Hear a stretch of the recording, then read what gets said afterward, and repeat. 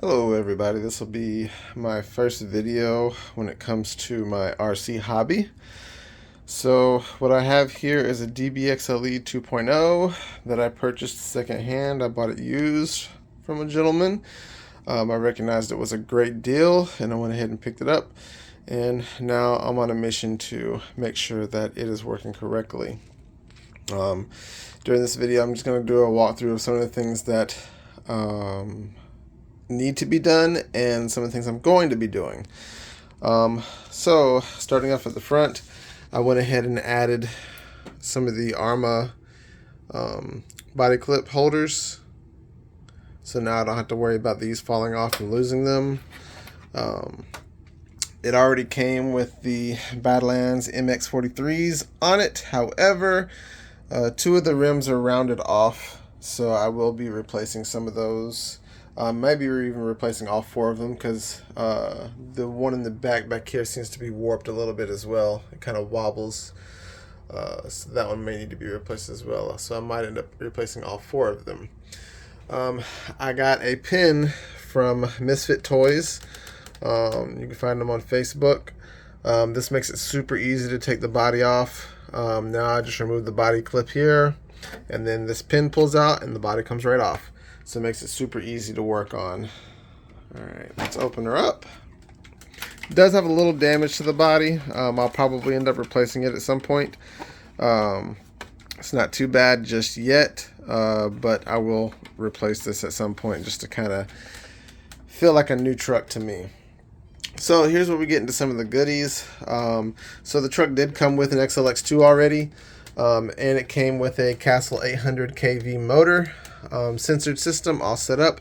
It did not, however, come with QS8s. He was initially running IC3s with an adapter to EC5s to some Gen Zeiss batteries. I don't recommend running adapters when using an XLX2. You'll always want to run something like a QS8 connector. These are high amperage connectors. They'll handle about 200 amps of power each. That's really what you need for this ESC, because in seeing some of the data logs, it can pull upwards of over 400 amps. And I think that's where a lot of people are running into heating issues and some of these things catching on fire. I haven't had any issues with an XLX2s yet, and I do have multiple XLX2s in some of my other rigs. Yeah, I highly recommend these QS8s. And they're anti-spark, so you don't have to deal with it sparking up whenever you plug in your batteries. Moving on, it came with a 17-tooth pinion already. You can't really see it, but it's down there. You'll have to trust me.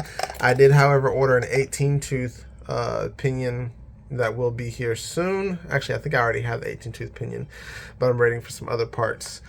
The truck had stainless steel screws put in it. Stainless steel screws are pretty. They look nice. They don't rust. However, they do snap easy. Stainless steel is not the strongest, so they are kind of brittle. I already had to pull one screw out here and had an issue where it broke off down inside. Luckily, I was able to just pull the whole ESC mount off, put some locks on it, and twist it out and get it out easily. So I'm in the process of switching out the screws from stainless steel back to hardened steel. You'll see a lot of that on the bottom of the truck. There's a few stainless steel left, but I've already swapped a lot of them over to hardened steel. Here on the bottom, there are two screws that are missing. The previous owner said he forgot to put them in, and I'm thinking that he may have put them in and maybe thought he forgot when we were going over the truck to look at it, because upon further inspection, kind of find out there were stainless steel screws and they had snapped off inside the bulkhead. So that's kind of one of the things I'm doing today, is I'm going through and I'm going to be pulling apart the front bulkhead to replace it. Nothing aftermarket quite yet. I'm just replacing it with stock parts for right now. I might replace the diff casings with some A-top diffs later on, or Vidavon. I haven't decided yet. But it definitely needs to be replaced so that I can put the proper screws in it so it can be have enough strength. because I do run my trucks. I don't just baby them. I don't just keep them on a shelf, and I want it to be strong and last as long as possible. I have ordered the Vidavon, I guess it's not a transmission case, but the center diff casing, I guess you would say. I have ordered that, and that should be coming soon, and I will be installing that along with the ESC mounting plate from Vidavon as well. I got a lot of different things I want to do with this truck. It's already got a lot of good upgrades on it, though. It came with the full set of DGI linkages already.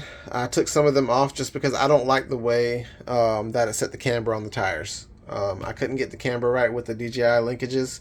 I left the toe links in, but as far as the camber on them, I went back to stock, which he thankfully had those and gave me with the truck as well.